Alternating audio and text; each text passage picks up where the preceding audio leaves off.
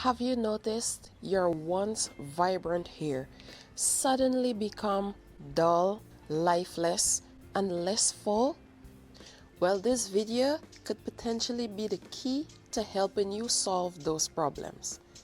But you might be looking at me and looking at my hair and saying, what does she know about thinning hair? She has a full head of hair. Well, take a look at this. This has been my normal shedding from 2020 up until 1 month ago.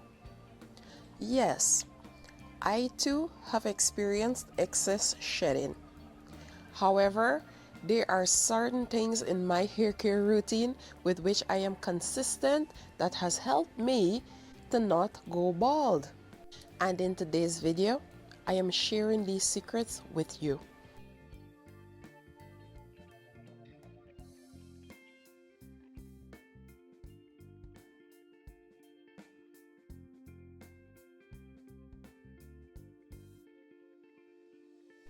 Hi everyone, welcome back to our channel Self-Care Voyage.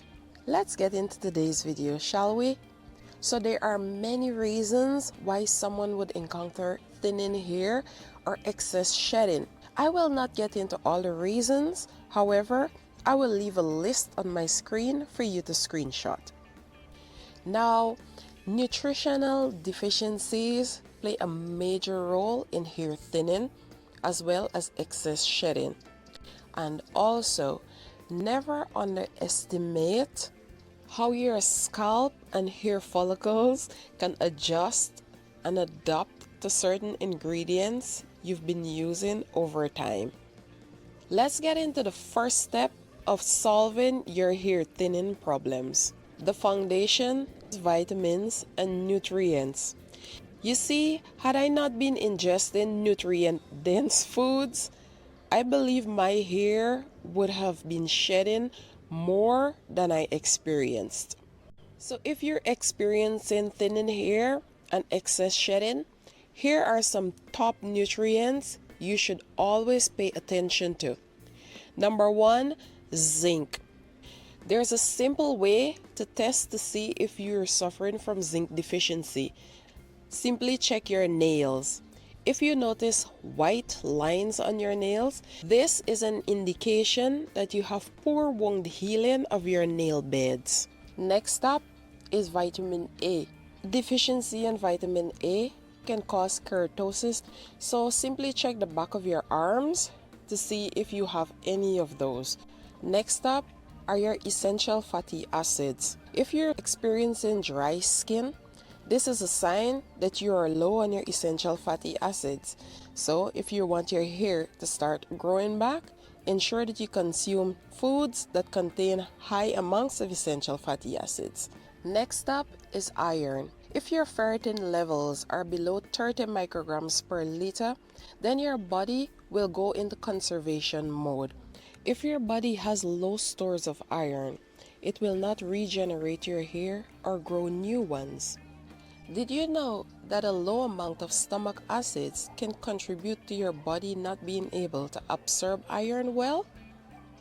Some individuals suffering from thinning hair and excess shedding have noted that when they consume a high-potency vitamin mineral supplement along with 1 tablespoon of flaxseed oil, they were able to grow back their hair within 4 weeks. But you can also take 30 milligrams of iron with your meals 3 times a day. If you're suffering from thinning hair and excess shedding, there are several other vitamins you need to look into. Vitamin C, vitamin E, and vitamin D. But you know what? You don't need to go searching for supplements. Try to consume foods that contain all these vitamins and nutrients. Now for scalp care. And I'm talking about when you cleanse your scalp. I have found that African black soap works best for me.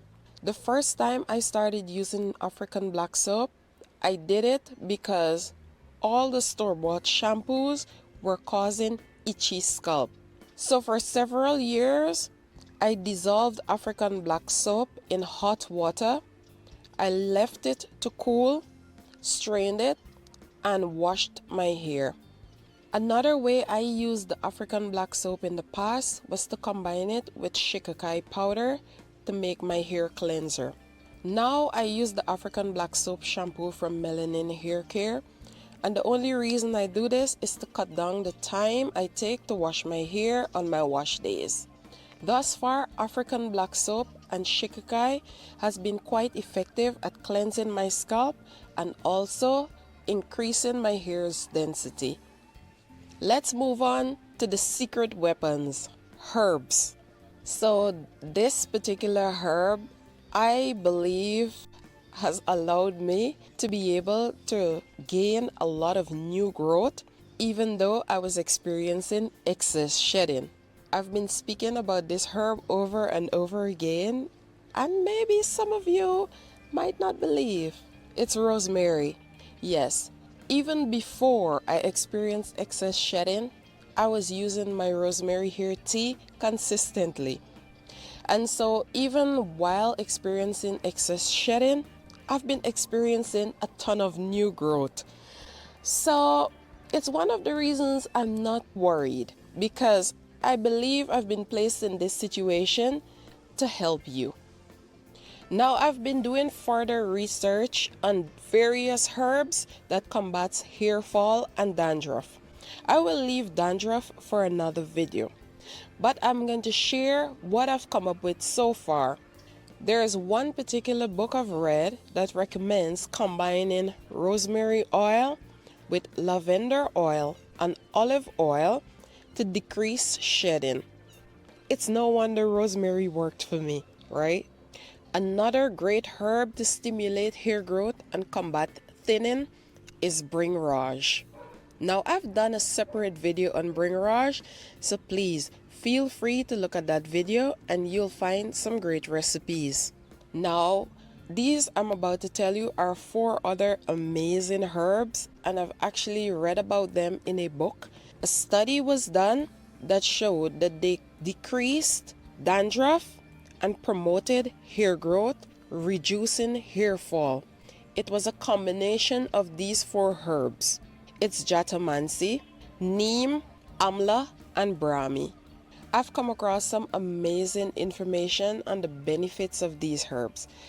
If you would like for me to do a video covering each of these herbs, please leave your comments below. Again, they're Neem, Jatamansi. Well, I've already done a video on Amla, and the other herb is Brahmi. Another amazing herb you can incorporate into your hair care routine if you're suffering from thinning hair or excess shedding is saw palmetto.